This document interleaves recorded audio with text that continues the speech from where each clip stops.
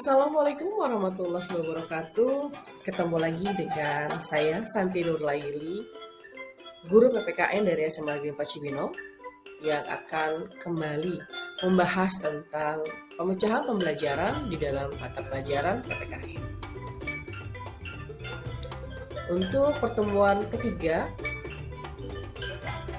kita akan membahas tentang kedua ya, pemecahan masalah PPKN ya.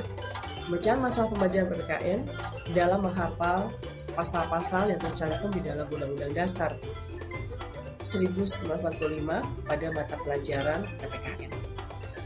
Ya. Di sini kita akan membahas beberapa masalah. Ya. Kita lanjutkan.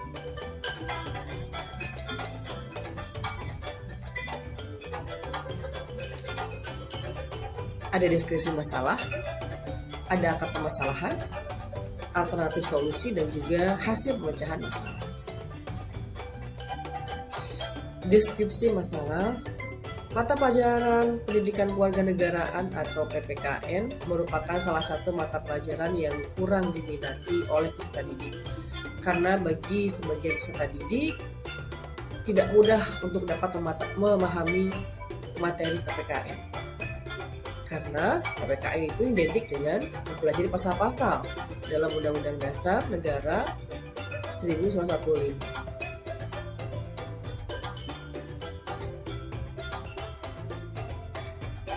Nah, akar permasalahannya yaitu yang pertama,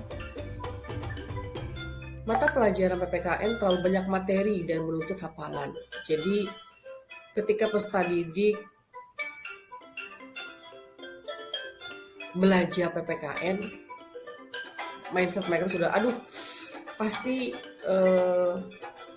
belajar menghafal, belajar undang-undang, belajar aturan ya gitu. Jadi mindset mereka itu sudah takut, sudah kalah sebelum berperang gitu kan, istilahnya seperti itu.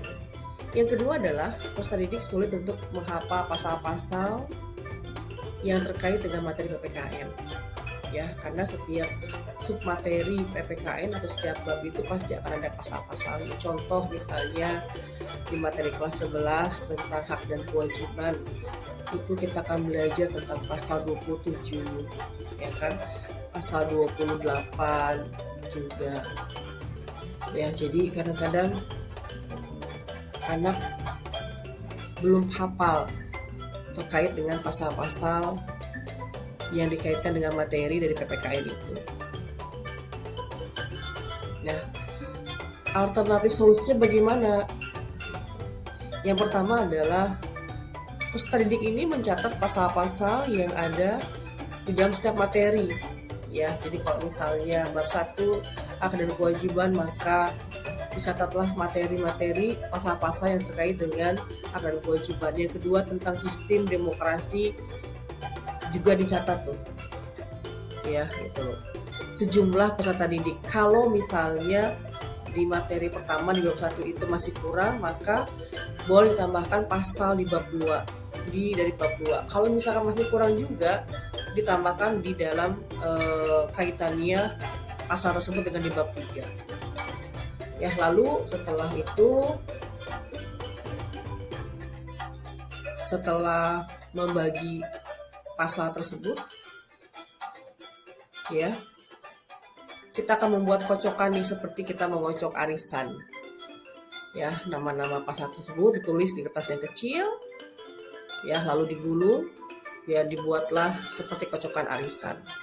Lalu kocokan tersebut ya, yang sudah berisi pasal-pasal itu dikocok dan dibagikan secara acak kepada peserta didik. Ya, setelah itu bagaimana caranya untuk membagikannya? Jadi peserta didik di absen, nomor 1 misalnya Ahmad, nomor 2 misalnya Budi, diambillah kocokan itu, mereka pegang satu-satu. Setelah memegang satu-satu, saya absen. Ketika disebutkan namanya Ahmad, ternyata dia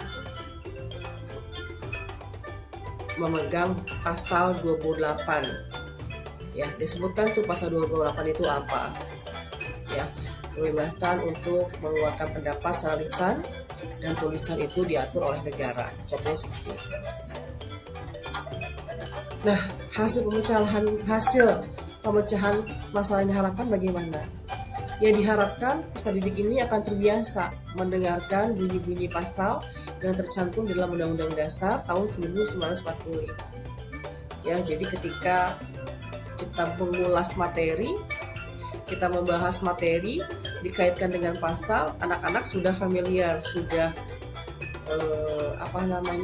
sudah terbiasa gitu loh mendengar bunyi pasal undang-undang.